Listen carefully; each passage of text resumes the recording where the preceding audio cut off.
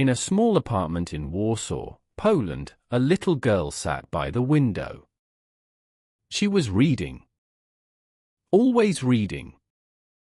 Her name was Maria. Maria Sklodowska. But the world would one day know her as Marie Curie.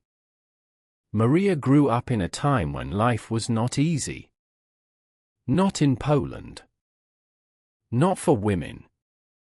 Not for her family. Poland was controlled by Russia. Schools taught in Russian, not Polish. Speaking Polish in school was a crime. But Maria's father was a teacher.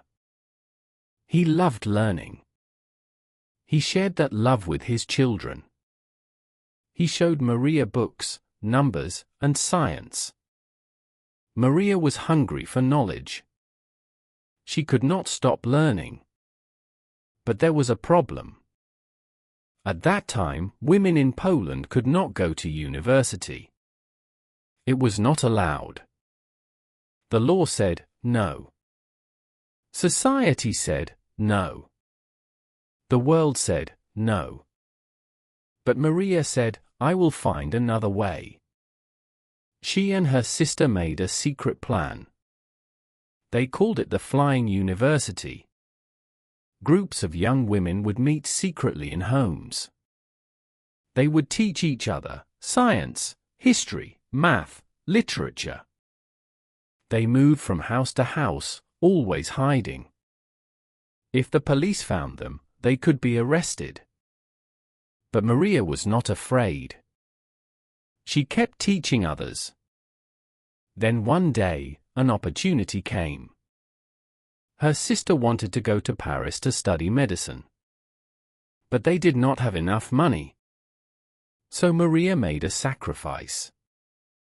She left home. She became a governess, a live-in teacher for a rich family. She worked hard, earned money, and sent it to her sister every month. For 6 long years, she worked for other people's children. She missed her books. She missed learning. But she did not stop. She read late at night, after her work was done. She studied on her own, in mathematics, physics, science. Finally, when her sister graduated, it was Maria's turn. She packed everything she owned. She took a train to Paris. And everything changed. Paris was a new world. She entered the University of Paris, one of the best universities in Europe. She was one of only a few women there. Some professors did not like women in their classes. Some students laughed at her. She had very little money. Sometimes she was so cold in her apartment that water froze inside. Sometimes she was so hungry she fainted in the library. But she studied harder than anyone. She came first in her physics degree. Then she came first again in her mathematics degree. No one laughed at her now. She met a gentle, brilliant scientist named Pierre Curie. They fell in love, not just with each other, but with science. They worked together. They shared everything, their ideas, their time, their dreams. Together, they began studying something strange and new. A scientist named Henri Becquerel had discovered that some materials gave off invisible energy. Marie called this phenomenon radioactivity. She invented that word. But to understand it, she had to do something no one had done before. She needed to isolate, to find and separate, the exact material that was causing this energy. She worked in a leaking shed. The roof dripped rain.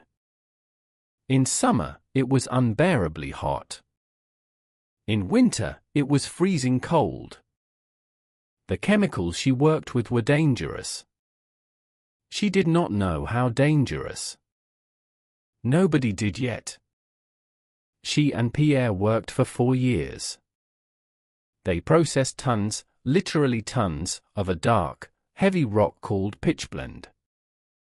With their bare hands. With simple tools. In that cold, wet shed. They boiled it. They filtered it. They separated it, bit by bit, piece by piece. Marie's hands turned red and cracked from the chemicals. Her notes and notebooks were radioactive. They are still too dangerous to touch today. But she kept going. Then one evening, Marie walked into the shed and stopped. The dark room was glowing. Small blue and green lights were shimmering in the darkness. The isolated material was glowing by itself. Marie stood in the doorway, not speaking. Tears came to her eyes. She had found it. 2 new elements, polonium, named after her homeland Poland, and radium. In 1903, Marie and Pierre Curie received the Nobel Prize in Physics. Marie was the first woman to ever win the Nobel Prize. Pierre gave a speech. He said, "Marie did the most important work.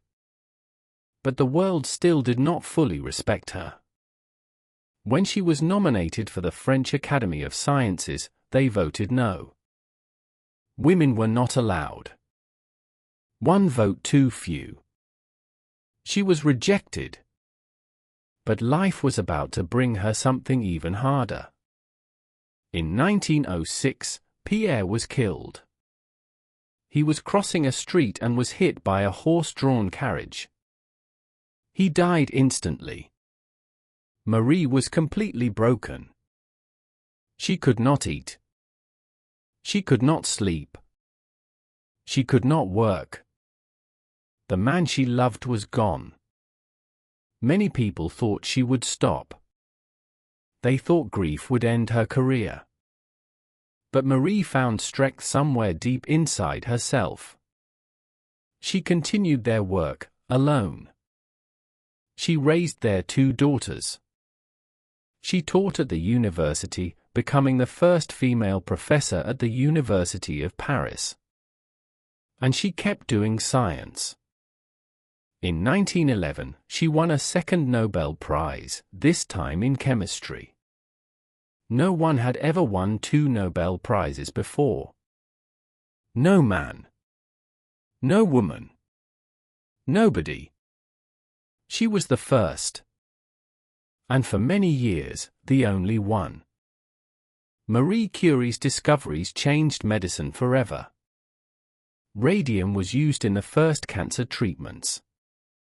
Radioactivity became the foundation of nuclear science. Her research led to X-ray technology that still saves lives today. But perhaps the most powerful thing about Marie Curie is not what she discovered. It is how she lived. She was told no. By her country. By her teachers. By society. By her own poverty. And every single time, she found a way. She once wrote, "Nothing in life is to be feared. It is only to be understood." She was afraid of nothing. She feared no failure, no challenge, no rejection. Because she understood something most people forget. The only way to the truth is through hard work, patience, and courage. Marie Curie did not just discover radioactivity. She discovered something about the human spirit. That with enough persistence, with enough belief, with enough love for what you do, no door stays closed forever. Not even the ones that say, "You are just a woman. You are too poor. You do not belong here." Because Marie Curie belonged everywhere. And she proved it, to the world, and to herself.